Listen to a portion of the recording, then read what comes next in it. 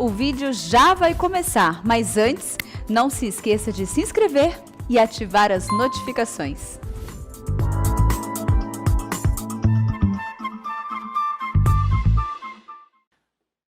Irmãos queridos, nós vamos abrir a palavra de Deus no livro de Atos dos Apóstolos, capítulo 7.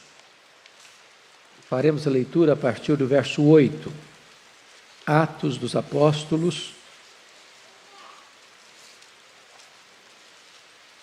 capítulo 7.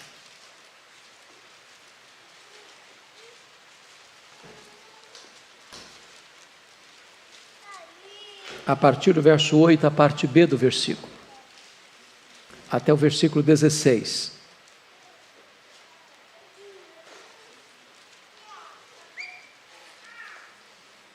Está escrito o seguinte: de Isaque procedeu Jacó, e deste os 12 patriarcas.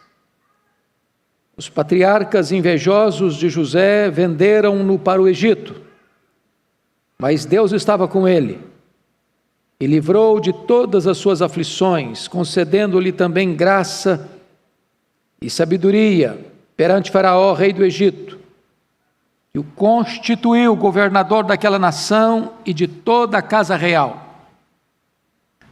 Sobrevindo, porém, fome em todo o mundo, ou em todo o Egito e em Canaã, houve grande tribulação, e nossos pais não achavam mantimentos. Mas tendo ouvido Jacó que no Egito havia trigo, enviou pela primeira vez os nossos pais. Na segunda vez, José se fez reconhecer por seus irmãos, e se tornou conhecida de Faraó a família de José. Então José mandou chamar a Jacó, seu pai, e toda a sua parentela, isto é, 75 pessoas. Jacó desceu ao Egito e ali morreu, ele e também nossos pais. E foram transportados para Siquém e postos no sepulcro que Abraão ali comprara a dinheiro aos filhos de Amor. Eu gostaria de tomar emprestado a célebre frase do poeta inglês William Cowper para titular esta mensagem. Então, nosso tema será Providência Carrancuda, face sorridente. Providência Carrancuda, face sorridente. Vamos olhar um pouco a história deste homem, chamado José, bisneto de Abraão, neto de Isaque, filho de Jacó, pai de Manassés e Efraim. Ele nasceu depois de um milagre, porque sua mãe era estéril. Ele nasceu em Padã Arã. Ele era o filho primogênito de Jacó e Raquel, porque sua mãe morre no parto do seu irmão Benjamim. Amado pelo pai, passou a ser odiado pelos seus irmãos. E com 17 anos de idade, ele é vendido pelos seus irmãos para uma caravana que se dirigia ao Egito. Ali ele sofreu 13 anos. E aos 30 anos de idade, ele é levado ao trono como governador do Egito. Aos 39 anos de idade, ele leva a sua família para o Egito, cumprindo um propósito de Deus, que Deus já havia comunicado a Abraão, de que sua descendência seria escrava no Egito. E dali estaria como uma grande nação. José viveu 110 anos. Portanto, se foi levado ao poder aos 30, ele serviu a Deus na liderança do maior império do mundo por 80 anos. José se transforma num dos mais importantes modelos e tipos de Cristo de toda a Bíblia. Ele foi amado pelo pai, mas invejado pelos irmãos. Ele foi vendido por 30 moedas de prata. Nos tempos de prova, ele desceu ao Egito. Ele foi perseguido injustamente. Ele foi abandonado pelo seu amigo, o copeiro de Faraó. Mas ele foi exaltado depois das suas provações e aflições. E ele se transformou no salvador do seu povo. O texto que nós lemos nos aborda 3 momentos importantes na vida deste jovem chamado José. Primeiramente, a presença de Deus em nós. A segunda lição é a intervenção de Deus por nós. E a terceira e última lição é a graça de Deus através de nós.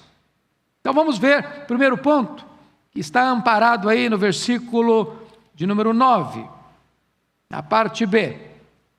Os patriarcas invejosos de José venderam-no para o Egito, mas Deus estava com ele. Bom, a história de José vocês tão bem conhecem. O pai dele cometeu um erro grave, que os pais nunca devem cometer.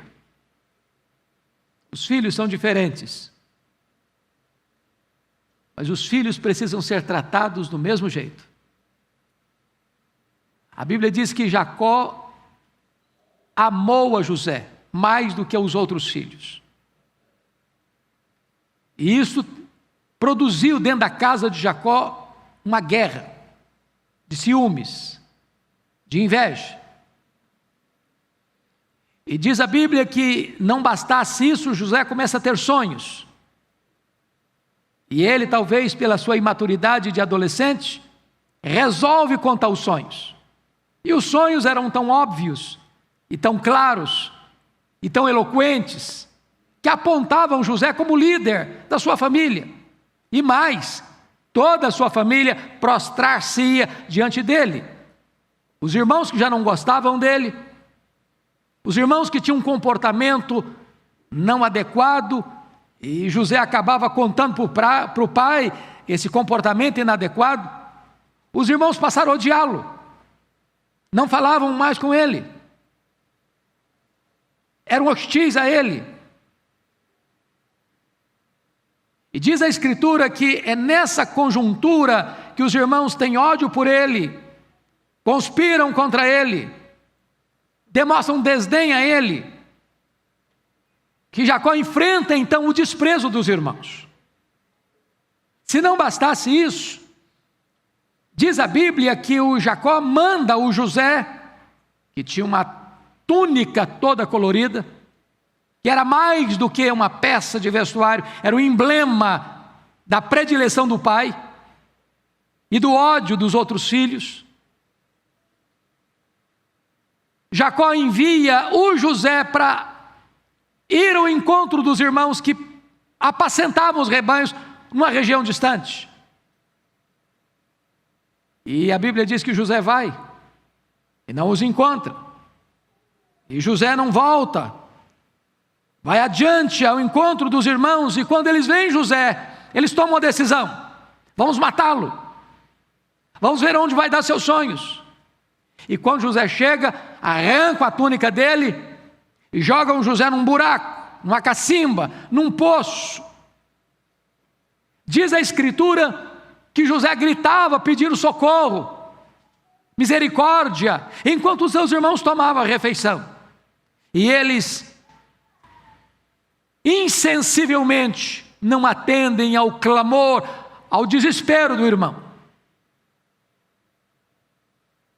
Rúben quer salvá-lo. Judá providencialmente diz: não adianta matar nosso irmão, vamos poupá-lo, o sangue dele vai ficar na nossa mão, vamos fazer outra coisa, vamos fazer dinheiro com ele, vamos vendê-lo como escravo.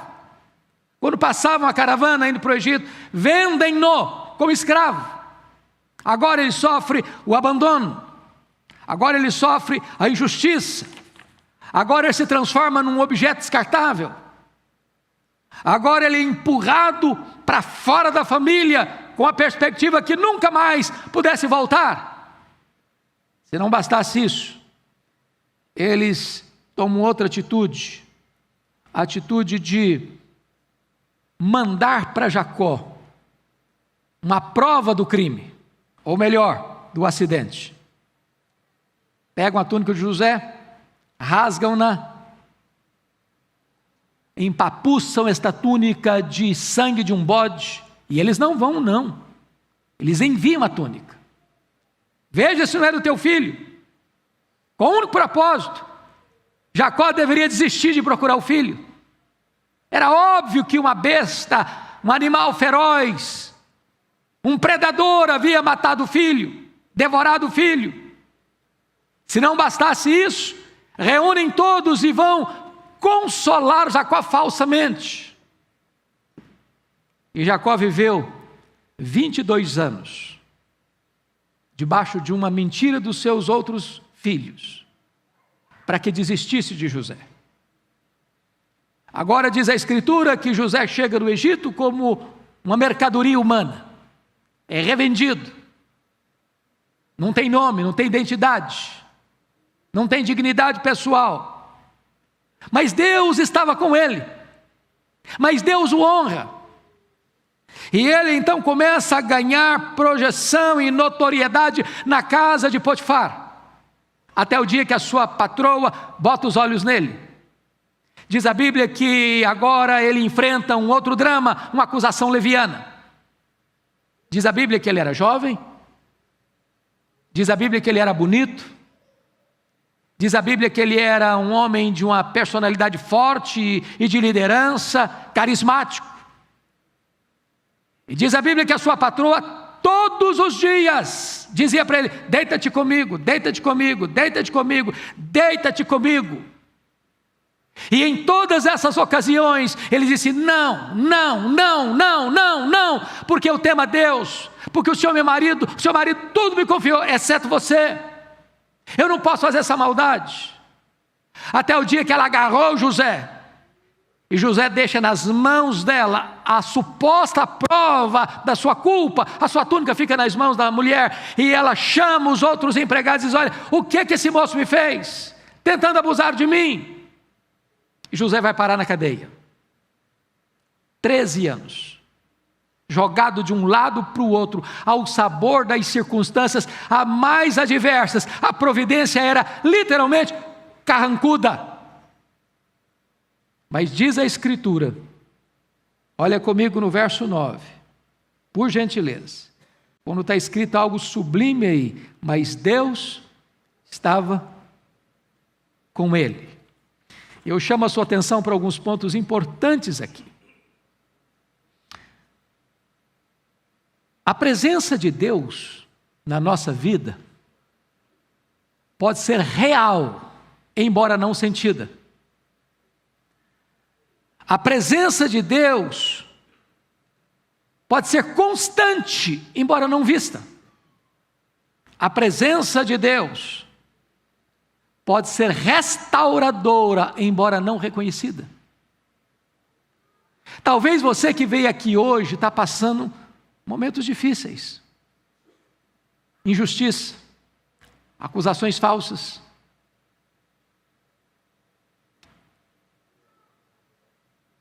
As pessoas que amam você viram as costas para você. Parece que você está sozinho. Parece que a circunstância é muito hostil. As noites são tenebrosas. Há muitas perguntas e poucas respostas. Mas o texto diz: mas Deus estava com ele. A Bíblia não menciona, não traz uma vírgula sequer dos questionamentos de José. Meu Deus, por quê? Por que eu sou um escravo? Por que eu estou na cadeia? Por que o meu pai não me procura? Por que a minha família desistiu de mim? Por que eu estou nessa? Ele não questiona. E agora, no sermão do diácono Estevão, diante do sinédrio judaico, Estevão rememora a história da nação, a história de Israel, e nos dá esse detalhe que não está em Gênesis. que apesar da providência carrancuda, que apesar da injustiça, que apesar do ódio, que apesar de ele ser vítima de acusações levianas, que apesar de ele estar numa prisão imunda, que apesar de ele fazer o bem ali, o copeiro do faraó esqueceu-se dele, apesar de tantas aflições em 13 anos, Deus estava com ele. Oh, irmãos amados, talvez a situação é adversa, você enfrenta rios caudalosos, você enfrenta fornalhas acesas, você enfrenta hostilidade do mundo, você enfrenta injustiças talvez dentro da família, você enfrenta acusações levianas no seu trabalho, mas mesmo com a providência carrancuda, eu quero dizer para você, Deus está com você, Ele não abandona você.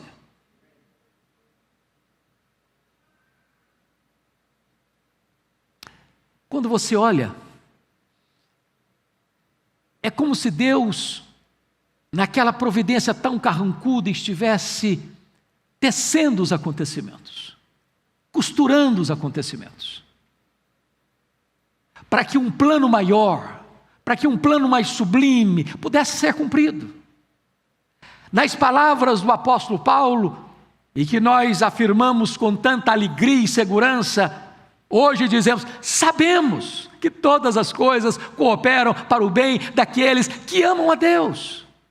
Talvez agora você não entenda, talvez agora haja lágrimas nos seus olhos, talvez haja dor no seu coração, talvez haja perguntas sem respostas ainda na sua mente, mas eu quero lhe dizer nesta manhã que Deus está com você, apesar de você não ver, apesar de você não sentir, apesar de você não perceber evidências, Deus está com você. Deus está com você.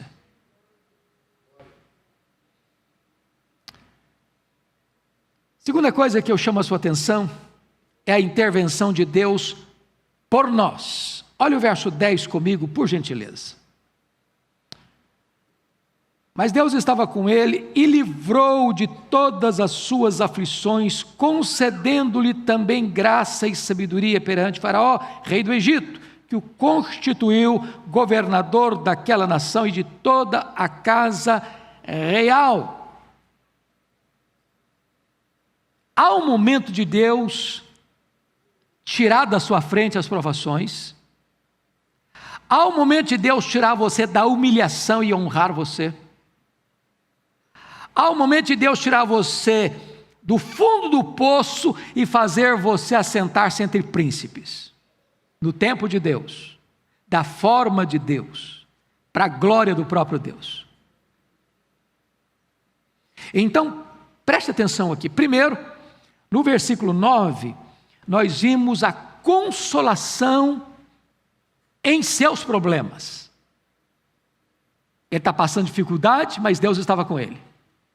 Segundo, libertação de seus problemas. Agora no verso 10 diz que Deus o livrou, não de algumas, mas de todas as suas aflições. Terceiro,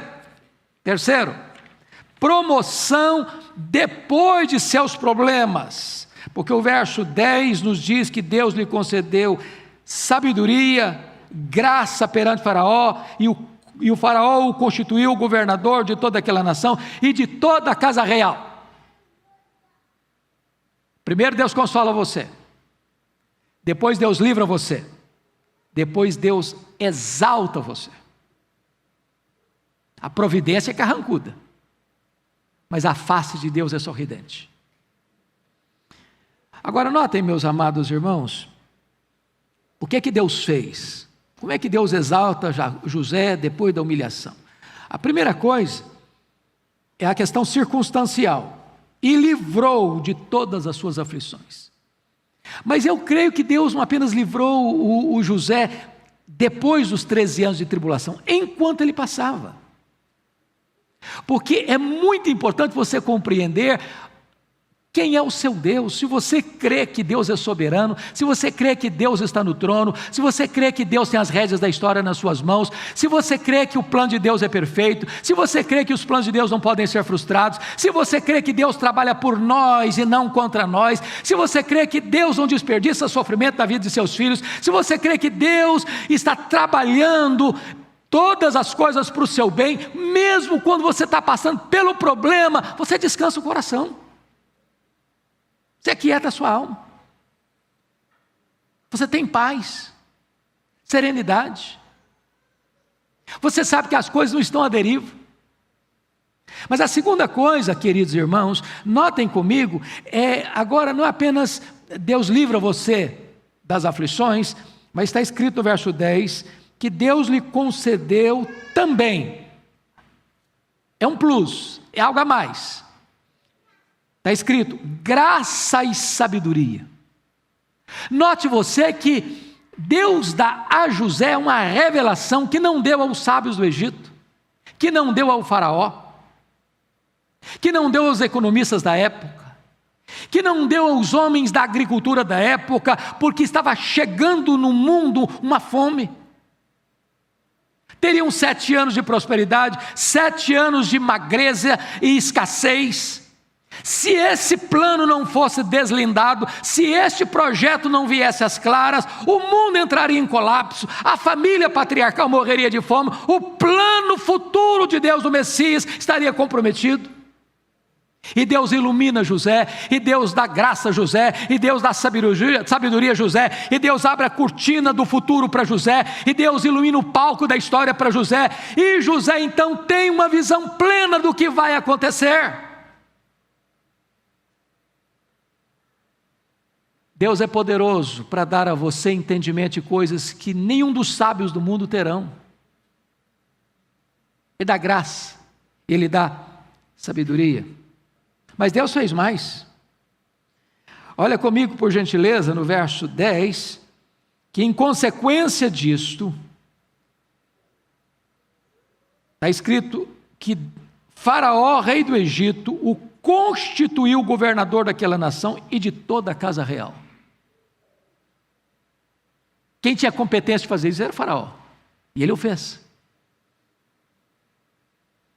E aí você começa a perceber um fato, é que quando Deus tem coisa grande para fazer na sua vida, Ele prepara você, Ele treina você, Ele equipa você. E há determinadas coisas, irmãos, que você não aprende apenas de ouvir falar. Você não aprende a nadar a não ser na água.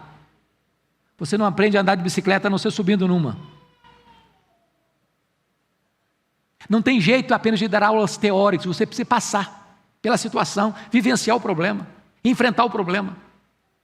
Então entenda isso, se você está passando por uma luta, por uma prova, por um vale, por um teste, por uma aprovação, saiba que Deus tem um plano nisso, e Ele está equipando você, preparando você para coisas maiores.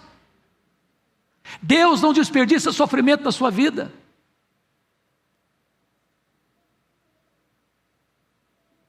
Então Deus galardoa José, e faz dele um instrumento de bênção para os outros. E eu fico maravilhado quando o pai dele, o Jacó, que morre no Egito, aos 147 anos de idade, chama os seus filhos para abençoá-los, e para cada filho ele dá uma bênção específica, oportuna e pertinente. Quando chega em José, ele resume a vida de José. Você, José, é um ramo frutífero junto à fonte, cujos ramos se estendem para além dos muros. E agora José pode compreender claramente por que Deus permitiu que ele fosse vendido como escravo para o Egito. Ele estava plantado junto à fonte, e esta fonte é Deus. Ele foi frutífero, ele foi abençoado, ele foi leal, ele foi honesto, ele foi íntegro, ele foi fiel na casa do seu pai, ele foi fiel na casa do seu patrão, ele foi fiel lá dentro da prisão, ele foi fiel lá dentro do palácio, ele foi fiel na adversidade, ele foi fiel na prosperidade, porque ele era um ramo plantado junto à fonte. Um abençoador frutífero, um abençoador para além das fronteiras da sua nação, para o mundo inteiro, chamado de o Salvador do mundo. Entenda isso, se Deus está permitindo você passar por uma luta, a providência é carrancuda, mas a face de Deus é sorridente. Finalmente, é a graça de Deus agora, não apenas em nós, não apenas por nós, mas agora é a graça de Deus através de nós. Veja vocês no versos 11 até o verso 16, que o diácono Estevão, no seu sermão, vai contar para nós como é que foi essa história da fome chegando, lá nos patriarcas, na sua família, como seus irmãos tiveram que ir ao Egito comprar trigo, e como eles foram a segunda vez, como José se deu a conhecer a eles,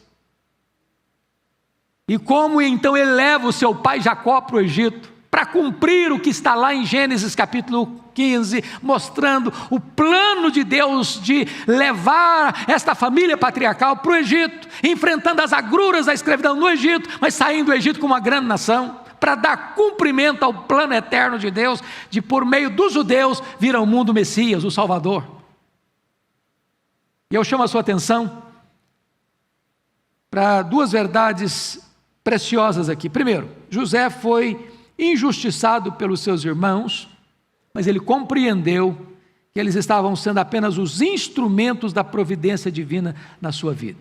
Quero que você leia comigo 3 textos de Gênesis para você entender isso. Primeiramente, Gênesis 45, versículo 5. Olha o que José disse para os seus irmãos. Gênesis 45, versículo 5. Aliás, vamos ler o versículo 4, porque o 4 ilustra. Você pode ler em voz alta comigo, toda a igreja, por gentileza? Gênesis 45, 4 e 5, vamos lá? Disse José a seus irmãos: agora chegai-vos a mim. E chegaram-se. Então disse: eu sou José, vosso irmão, a quem vendestes para o Egito. Agora, pois, não vos entristeçais, nem vos irriteis contra vós mesmos por me haverdes vendido para aqui, porque para a conservação da vida, Deus me enviou adiante de vós. Ele faz uma leitura correta. Ele não está magoado, ele não está ressentido, ele não está buscando vingança, retaliação. Ele entende o mapa da história, ele entende o projeto divino. Seus irmãos foram os instrumentos de levá-lo para o Egito. E ele, José, é o instrumento de Deus para trazer os seus irmãos para o Egito. A intenção deles não foi boa, mas o plano que prevalece não é a intenção má dos homens, mas o plano perfeito e bom de Deus. Segundo texto que eu gostaria que você lesse, nesse mesmo capítulo 45, agora versículo 8. Leia comigo, por favor, vamos juntos.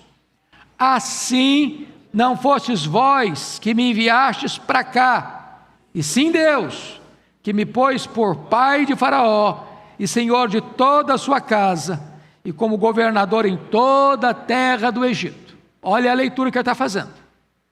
Humanamente falando, historicamente falando, quem mandou José para o Egito foram os seus irmãos, venderam-no como escravo. Mas ele faz uma outra leitura. Não foram vocês. A mão invisível da providência foi a mão de Deus.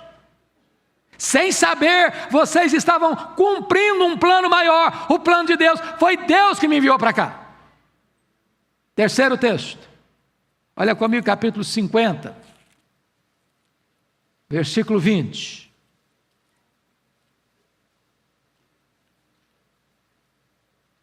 Você pode ler comigo em voz alta? Vamos juntos? Vós, na verdade, intentaste o mal contra mim, porém Deus o tornou em bem, para fazer, como vedes agora, que se conserve muita gente em vida. Oh, irmãos, isso é maravilhoso. Os homens podem pensar mal de você, Os homens podem desejar mal a você, os homens podem fazer mal para você, mas é a mão invisível da providência divina é quem vai governar a sua vida. Bendito seja Deus, revertendo tudo para o seu bem.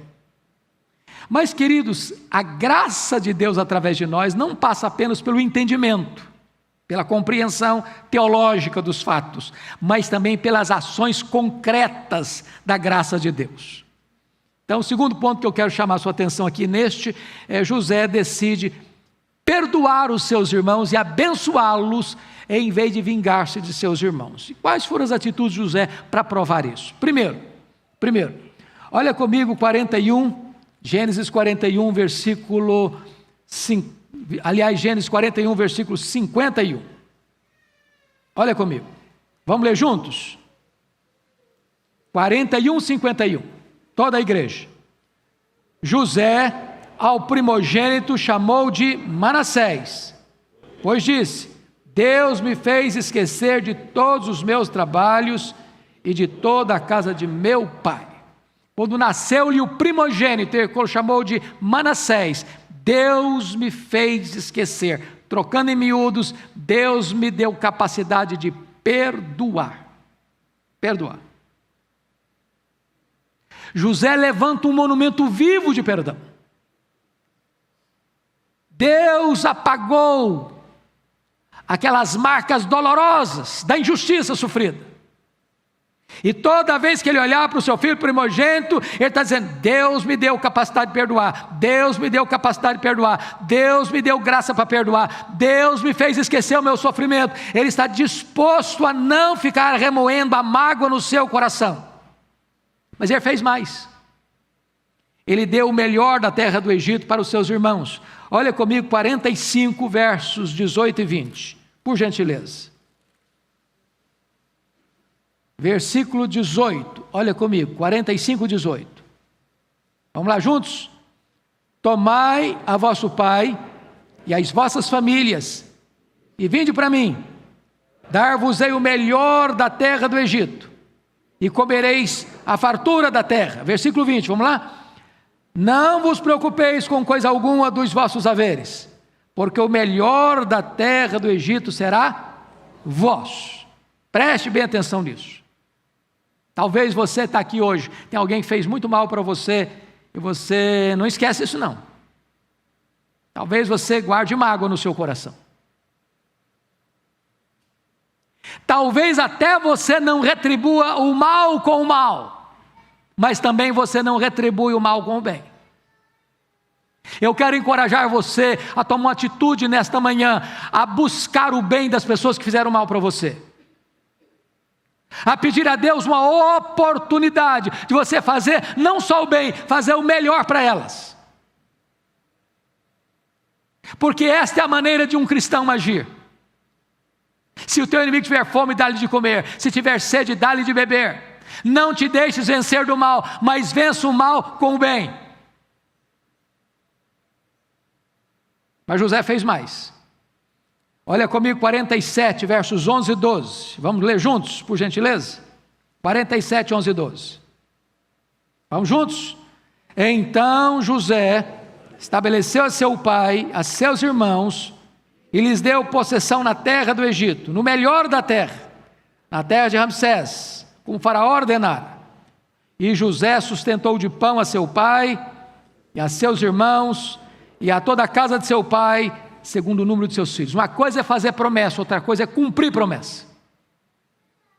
Ele prometeu e ele cumpriu.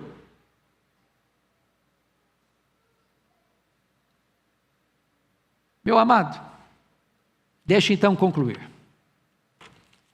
Duas lições bem simples para nós fazermos uma aplicação final. A primeira aplicação final que eu quero fazer é o seguinte: a vida é cheia de ondulações. Não julgue as pessoas pela crise que ela está vivendo hoje. Não carimbe as pessoas, porque hoje elas estão lá embaixo, no fundo do poço. Talvez elas estão lá no fundo do poço, porque Deus está preparando essas pessoas para assumir o topo. A vida tem ondulações. É a Bíblia que nos ensina isso. Deus é o Deus que rebaixa e que exalta. O Deus que dá vida e que tira vida. O Deus que pega o pobre e necessitado do monturo e o faz assentar-se entre príncipes. Então não joga a toalha não. Não entregue os pontos não. Não desista não.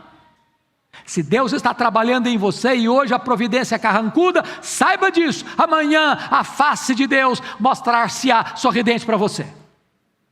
Segundo ponto.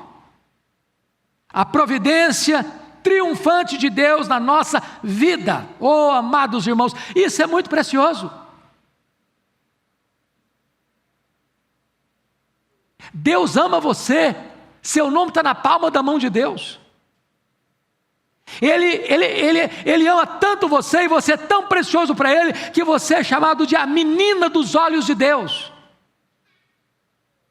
Se hoje você está enfrentando uma providência carrancuda, saiba disso. Deus não deixou de amar você, Deus não está longe de você, Deus não desistiu de você, Deus não abandonou você, Deus não desamparou você. Ele está trabalhando em você e por você, para o louvor da sua glória.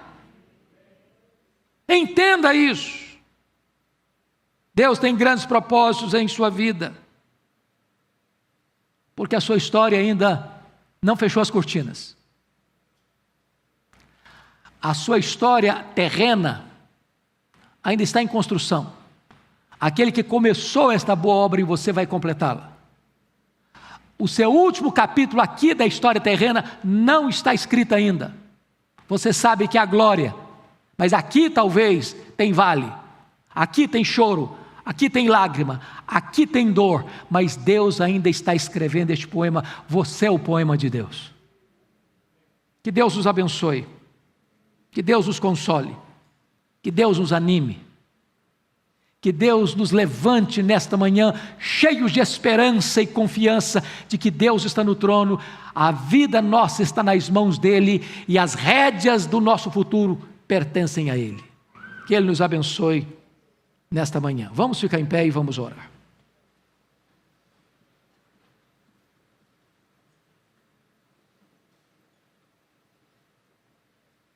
Senhor, nós te rendemos graças porque a Tua palavra é a verdade e porque ela é uma fonte inesgotável de consolo, de consolo e de encorajamento para o nosso coração.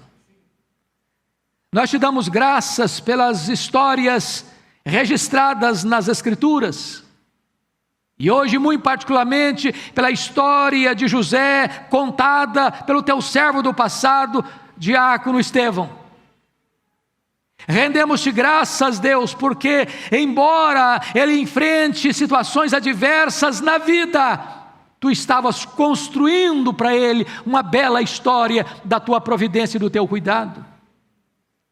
Então rogamos-te agora nesta manhã que as consolações do teu Espírito inundem o coração daqueles que vieram aqui hoje, daqueles que estão nos acompanhando, Senhor.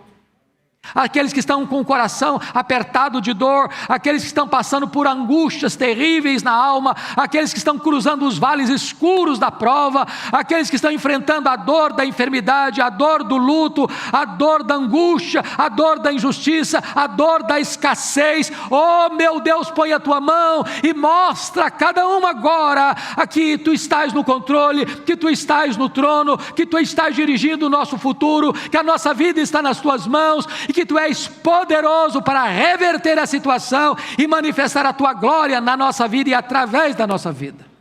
Glória ao teu nome, porque tu és o nosso Deus, a nossa esperança e a nossa segurança. Oramos com gratidão em nome de Jesus. Amém. Amém. Podem assentar, queridos irmãos.